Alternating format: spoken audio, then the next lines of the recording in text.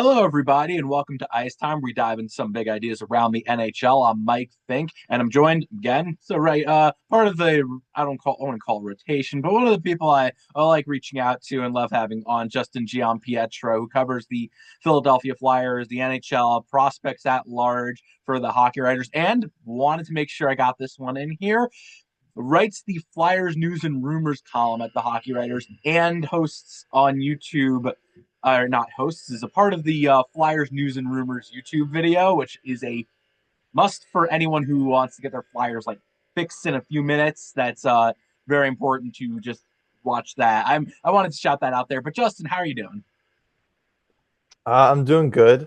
Uh, I mean, if we're gonna talk Flyers for a few seconds here, um, they were struggling really badly, and then they're bouncing back. So this whole Eastern Conference playoff race is so tight.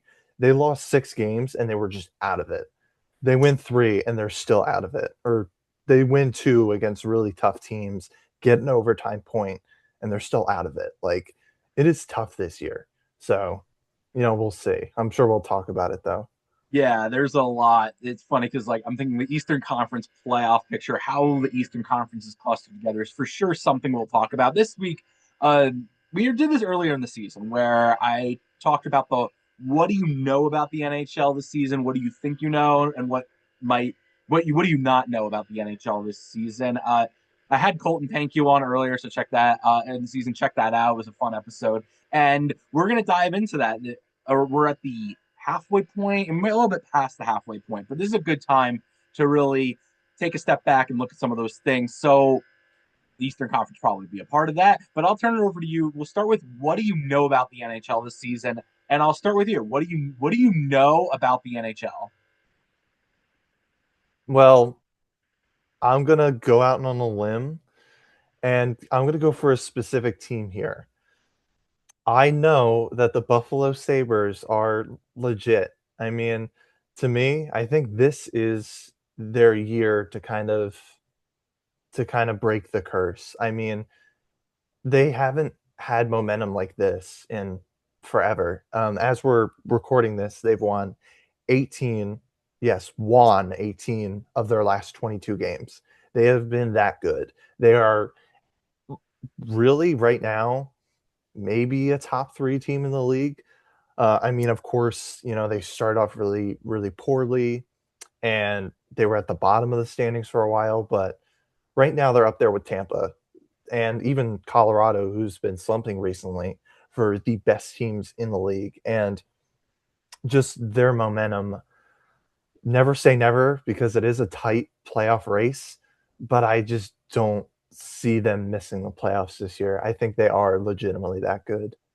It's funny with the Sabres. They're one of those teams that it's similar to a lot of teams when it comes to a curse or a drought or something like that, or even a streak, where until proven otherwise, you can't like believe in what they're doing. You can't trust them. And the Sabres, it's 14-year playoff drought. Until they're in the playoffs, no one's going to be like, oh yeah, I'm buying the Sabres hype or they're a good team. But at some point, you do have to realize, yeah, this is a good team. Like I know that some people are saying, okay, they're in a hot streak and they're gonna regress or things are gonna regress to the mean. They're not gonna win like every game for the rest of the season, where as they have recently. But they're a good team. You look at them playing, and you're like, all the pieces are coming together. What's fascinating, I actually want to quickly follow up is what do you think had because they didn't change the roster since the start of the season. I'm wondering what has changed. I have two just theories on what has changed since the start of the season that has allowed them to really look like the team. Maybe this is the team they were all along, but for the two reasons. One, Rasmus Dahlin is back and also back where he's playing and not where his mind's somewhere else. He had a personal matter to deal with earlier in the season, so he's back and playing at a high level. So having him makes all the difference, especially since all the ways he impacts the game. And two is I know Jarmo Kekalainen hasn't done anything, but having in terms of roster moves, having a new GM does a lot behind the scenes. It changes your culture. It changes the atmosphere in the room. It changes the feeling in the room. And I think that the Kevin Adams, whether he's fired or not, or what was going on there, that weighed on the team. Him gone takes that pressure off them or takes that stress off the locker room, takes off the coaching staff and everything. I mean, Yarmo, you don't know what he's going to do, but it relieves some stress to the point where and he probably has changed the culture where he's the adult in the room, quote unquote adult in the room, and that helps. So I wonder what you think has changed since the start of the season. Well, I think that's a big one. It's undeniable.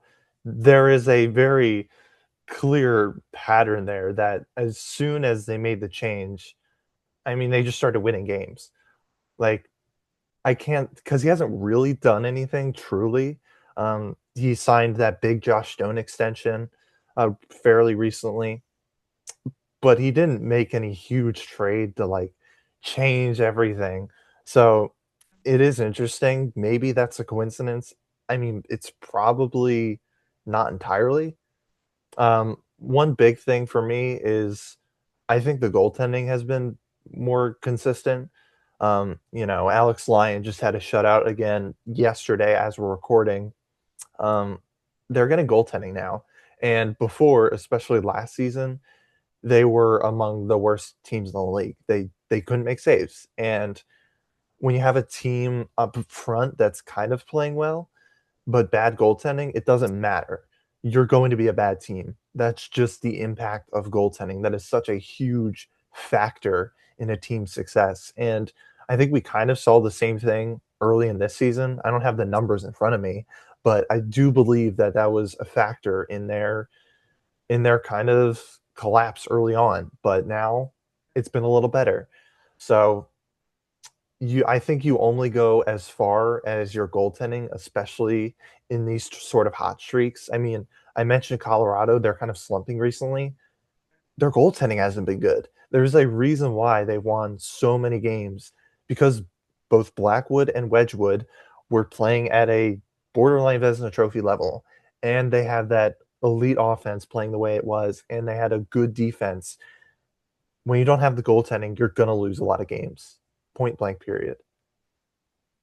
Yeah, so yeah, that's part of it. I'm thinking like, okay, maybe goaltending was just struggling all along, and all of a sudden putting together and on a hot streak. But that's the what's interesting about that is that goaltending inconsistency in the net or goaltending comes and goes, where you'll have great goaltending one week or one stretch, and then it regresses. They've been good for a while, and that's what's interesting about their hot streak. It's really and it makes them a new team in this Eastern Conference, if they are a great team and they end up being at the top of the conference at the end of the season, it puts new faces in to the top of the conference, the top of the NHL. I think that's actually the thing I'll lead into my thing, which is what do I know about this season?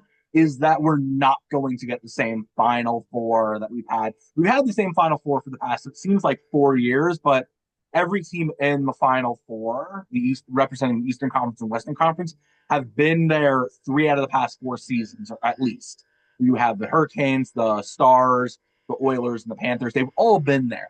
And we're not going to get the same. I don't know what the combination is going to look like, but some of those teams aren't going to be there. And you just, yes, you could talk yourself into every one of those 4 teams being there, but the fact is that we're getting fresh faces at the top of the conference this season. You look at both conferences. You look at whether it's the Wild who have made some trades that are all of a sudden putting them at the top of the conference. You look at the Ducks who are surprisingly good this season and what they could look like in a playoff run with Joel Quenneville leading the way, as in what he can do in a playoff series, as the adjustments he can make.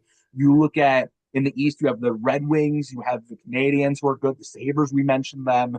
You have a lot of these teams that we're going to get some fresh faces in the Final Four, and we're getting some fresh faces at top, which is pretty exciting to see. I'll throw that out there, and I wonder what your thoughts are on I can't really disagree.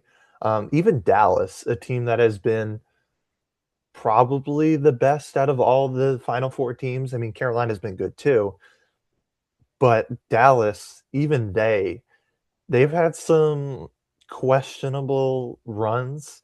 Um, I don't know. I don't know if I see them returning to the Western Conference Final.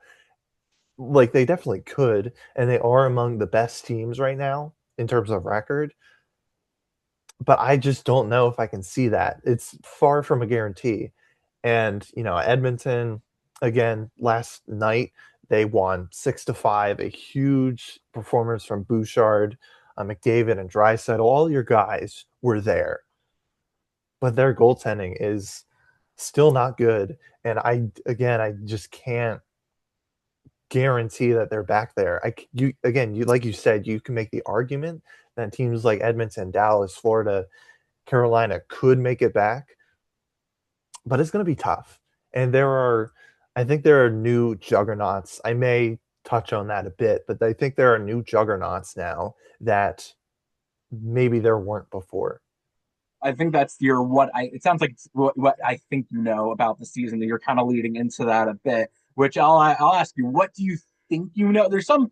I think the first thing you mentioned is something you might not. You don't want to say with certainty. I know this for a fact, but it seems more of a what do you know, which is that the Sabres are good. But what do you think you know about the NHL this season? I'll lead right into that.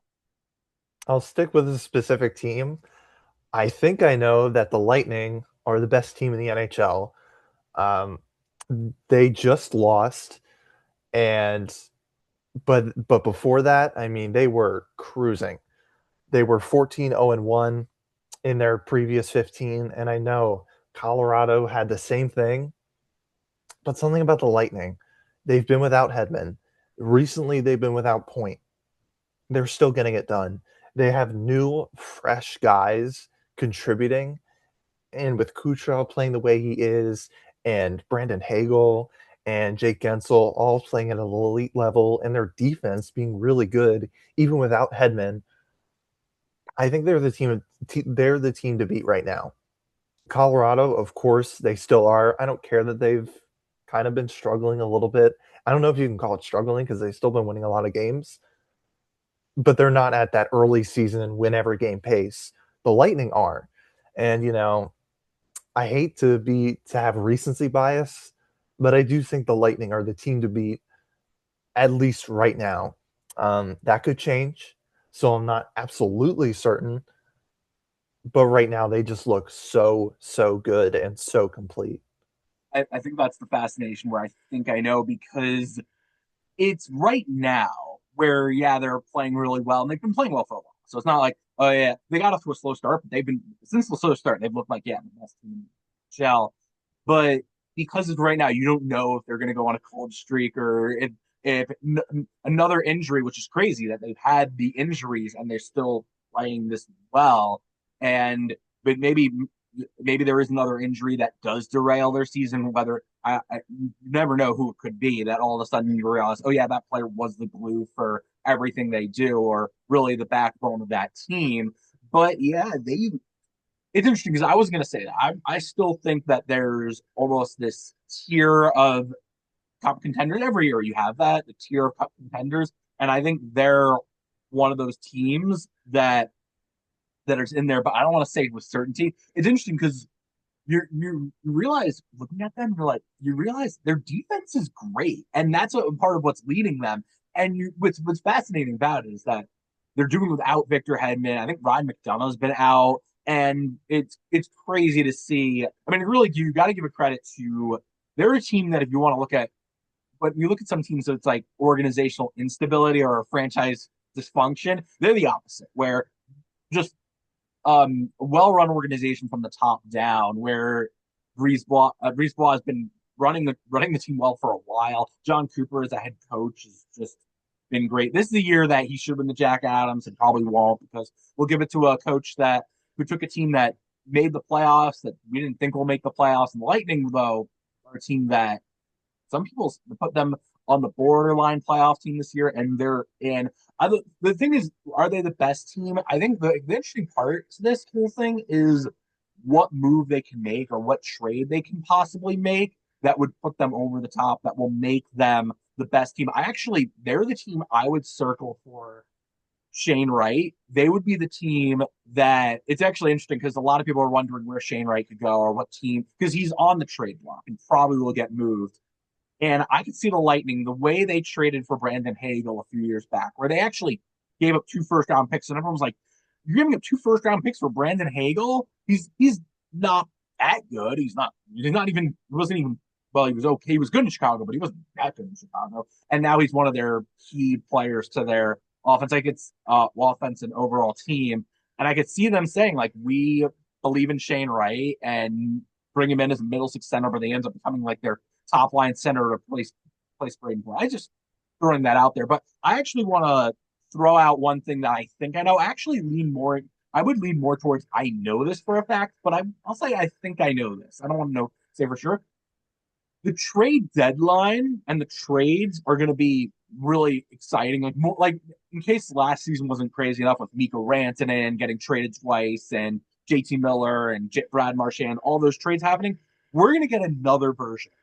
I don't know who it's going to be, but it's going to be some crazy trades that we didn't see coming that hit, and it's going to be everyone's going to overreact or not overreact, but everyone's going to have crazy reactions to them. Where you're going to go, that player got traded. That's crazy. And my, I think I know on this is that I think teams are going to start building through trades the way they build through free agents. Just because I've talked about this past for sure, or certainly on previous podcasts, with the way the cap has gone up and the way teams have been able to re-sign players to prevent them from going to free agency is not going to be as big as it used to be, at least for the foreseeable future. For teams that have the cap space, you look at a team like the Red Wings that have a ton of cap space but don't know what to do with it. You look at teams that can clear up cap space down the road, but they all of a sudden are wondering, okay, well, what moves can we make or what big signing can we make? There's not going to be one there. I think the way teams are going to start building is through big trades where yeah we give up picks, but we're replacing that where we have the money. We're going to take on bad contracts. You look at the Elias Pettersson contract. We can take that contract on because we have more salary cap to do that. I'm throwing that out there, but I want to hear your thoughts on it. No, I mean, I definitely agree. You look at the free agency class going into this season and now, I mean, it is totally different. I remember there was some talk um, for the Flyers, like they need this first line center, but thankfully, this free agency class is so great, and now everybody's gone. And that was before the season even started, everyone was gone. I just think that unless you're a team heading into a rebuild or a retool, like look at the Rangers, they're not going to sign Panarin. He's going to go somewhere else. Maybe he'll sign with that team, maybe he won't, but he's not staying in New York. But aside from those scenarios, you're going to see teams keeping their star players, and you're even going to see teams keeping, some of their middle of the lineup players. They have the money, and they're going to spend it. They would rather keep their own players than, go out there and sign a free agents from some other team. It offers stability. And what's interesting about a contract like Elias Pettersson, I think you got to swing for the upside. Yes, there are teams, I think the Flyers even, I hate to bring them into it constantly, but this I was was an thinking important the point. Flyers are the team, by the way. The Flyers and the Red Wings are two teams that they've been trying to get into the playoffs for a while. They need centers, both teams. Like the Red Wings, after Dylan Larkin, their center position does not look good. So, but and you have the cap space. The Flyers. I mean, Rick Tocchet. That's the thing I've heard. Rick Tocchet. I don't know if him and Patterson would be a good idea. If people don't like the way Matt Mitchkov is being used, I would probably use Patterson. But anyway, but teams need centers and teams need to make these moves. You have to take a swing, whether it's Sam or Shane, right? You have to make that move. And yeah, you're going to give up a lot, but yeah, but that's how you build now. It's the reality. Hmm. And just finishing what I was saying real quick, um, a team like the Flyers, they were against Elias Pettersson because of the contract, I think, and they just don't think it's worth it for a center of his caliber. Quietly, the Rick Tocchet stuff, like he would never ever play for Rick Tocchet again. I can guarantee you that. But there are teams that will take that risk, right? Some teams won't. Some teams don't like that type of player, but there are teams that will be likelier to take that risk with the money just because they have it. This is how GMs have always been. If you give them money, they're going to spend it. And we'll see what happens with Pedersen if he stays, if he goes. Maybe a team like LA. That's kind of my top destination for him. But again, we'll see. And also, I mean, what's interesting is that it used to be everyone saying free agency. They look at a contract that was signed. They're like, "Oh, that's a terrible contract. It's never going to work out." Free agency is a bad way to build teams, and you're going to see the same thing with trades. I think you're going to see some trades that are going to look like lopsided trades where the team that's rebuilding or retooling, whatever word you want to say, is getting a lot back. But at the same time, the teams have to do that. But they're going to say, all right, we have the money to. That's where we're building. That's what we're giving up. Instead of giving up money, we're giving up those assets, those picks. And I think it's going to be interesting to see how teams. It's going to be interesting to see that with that in mind, how teams build. I think that's the next step. That's the next path. I mean that and drafting and developing, but that of course takes a long time to work out. So teams aren't really going to go down that path in terms of win in teams in win now mode. And I think we're just going to see more trades. There's a lot of players that have a few years left on their deals, but it wouldn't surprise me if they're the ones that are getting traded because yeah, this is where the market is heading. I'll turn it over to you, which is what it's last part of this whole thing, which is what don't you know about the NHL? Well, this isn't everybody's cup of tea, but right now, I don't know who the first overall pick is going to be. It is a complete mystery to me, honestly. Um, at the start of the year, even before this year, even 2 years before this year, Gavin McKenna, and that was a not negotiable. Now you have a lot of people saying Ivar Stenberg, and to that point, that was kind of my pick as I think as early as November, and now McKenna's starting to get a little hot. And so it's just such a mystery. Who is going to be the first overall pick? And there's even another guy like Keaton Verhoev, who, bigger defenseman, right shot. Teams love that. Chase Reed. If anything, he's my number one right now because he is super dynamic, another right-handed defenseman, sort of big. There's just too many names. And this is very different from any year I can remember, where at this point of the year, we are in late January, and I truly have no idea who the first overall pick is going to be. I think what's interesting is the original comp I had for this draft was the 2020 draft, which you probably remember was the Lafreniere went number one pick the draft. Everyone was saying he's the best player in this draft. You have to take him number one. You can't go wrong with taking him number one.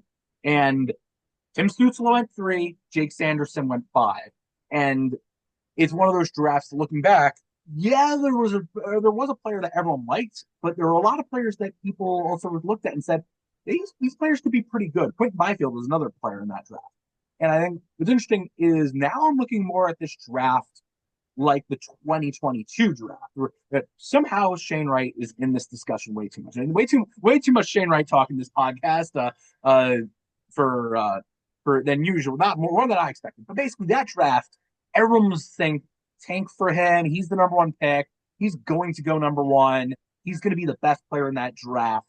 And as people started doing the research and as people started to discover some of the other players in the draft, you look at Slavkovsky went one, Nemetz went two to the Devils, and whether they want that pick back or not, maybe not. He's looked good this season. It's in spurts with the Devils.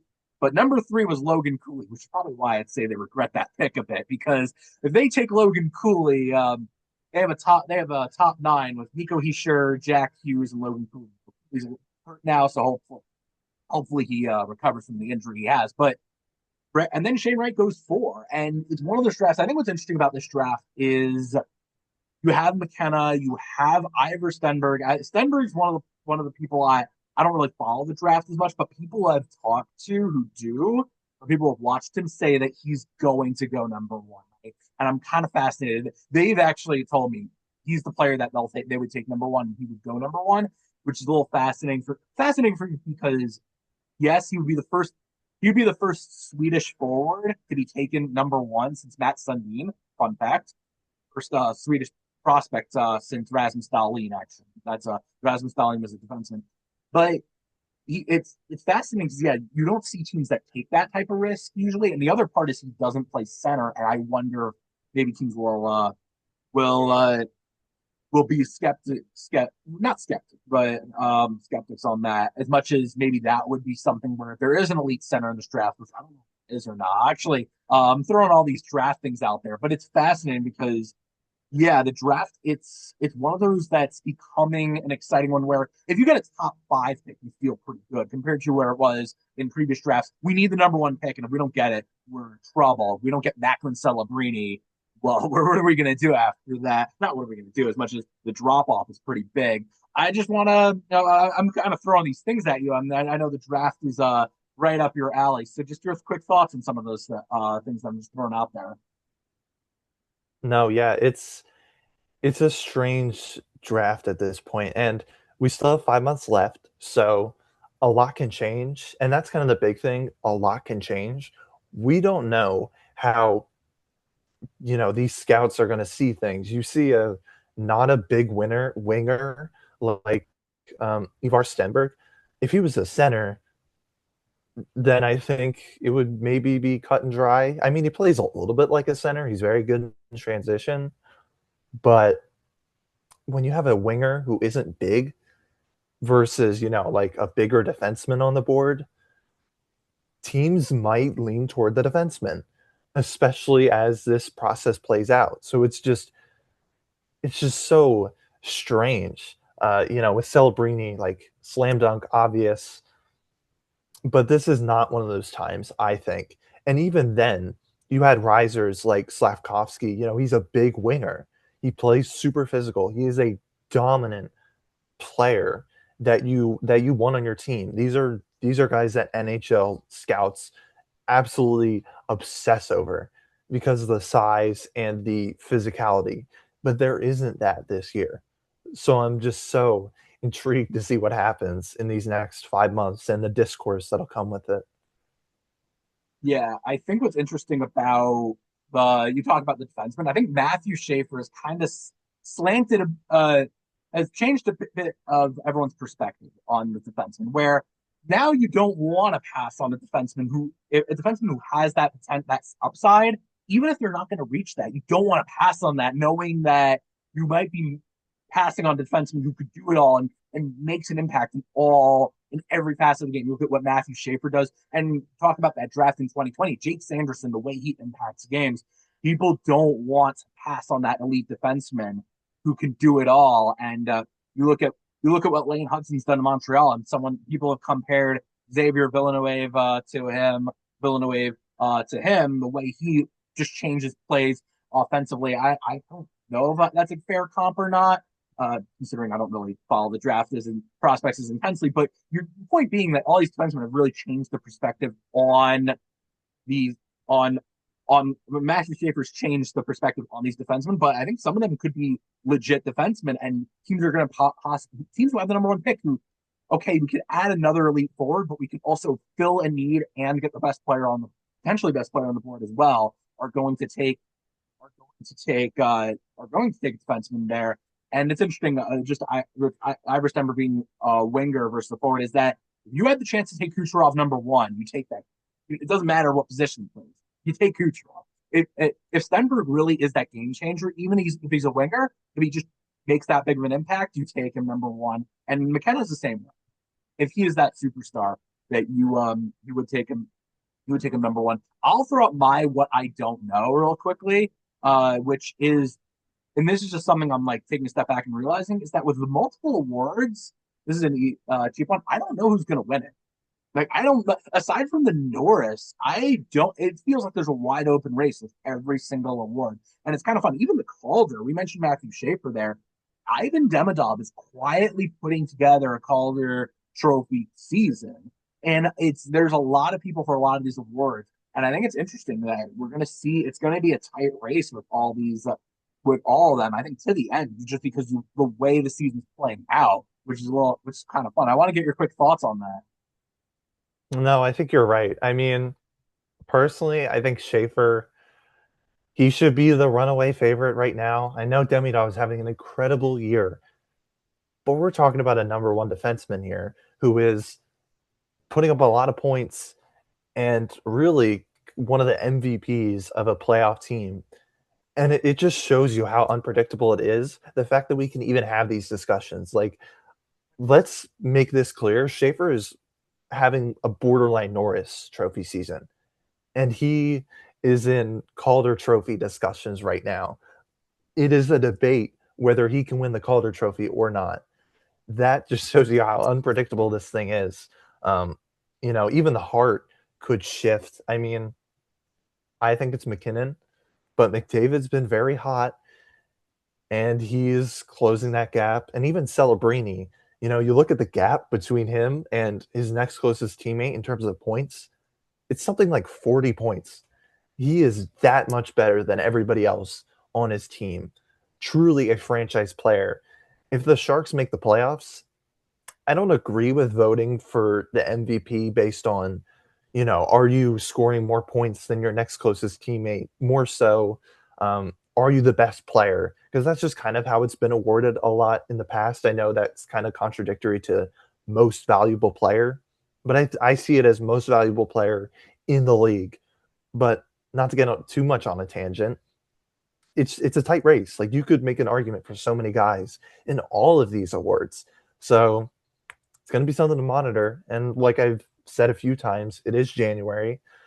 So there's a lot of hockey left, and there's an Olympic break, and we'll see, how that kind of impacts some of these guys. I mean, do the Olympics take a toll on their, bodies versus maybe, like someone like Kucherov who doesn't play in the Olympics and gets that rest? We'll see how valuable that is.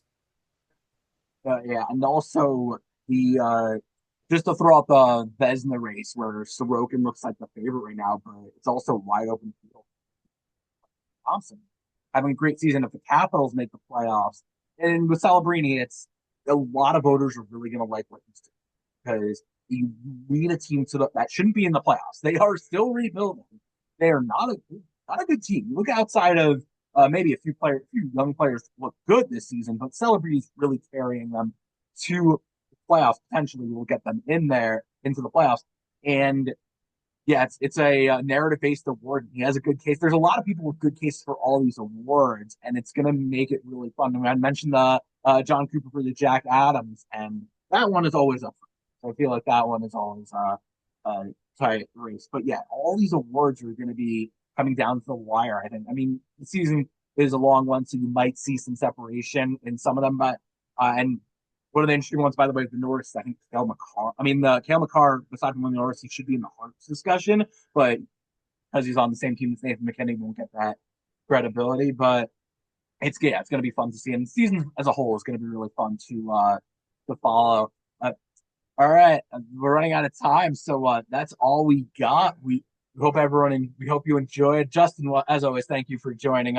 Quickly, any quick plugs? I know check out the Flyers news and rumors, and check out all the great work at the Hockey Writers that you do. But any quick plugs before we head out? I mean, not much, but we are working on draft content right now.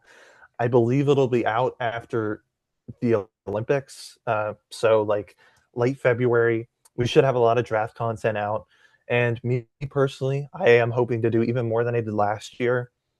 I'm going to try to get as much information as I can so teams or fans can know their prospects, or prospects that they're going to draft, maybe prospects that to look out for, right? So yeah, it's always a fun time for me because I love the draft content. I love that time of year.